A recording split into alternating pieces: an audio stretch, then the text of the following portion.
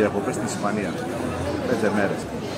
3 βραδιές στο Τόσα Ντεμάρ, παραλιακό κομμάτι της Κώστα Μπράβα, το παραλιακό μέρος της Καταλωνίας.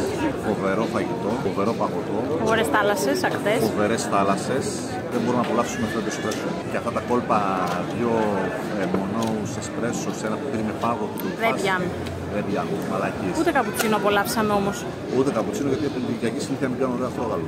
Στην Ευρώπη βάζουν μία δόση, 8 γραμμάρια καφέ, δεν βάζουν στην Ελλάδα 17 γραμμάρια καφέ. Συνεχίσαμε τις πρώτες 3 βραδιές που είναι Τόσα Ντεμάρ, συνεχίσαμε, ήταν στην πόλη της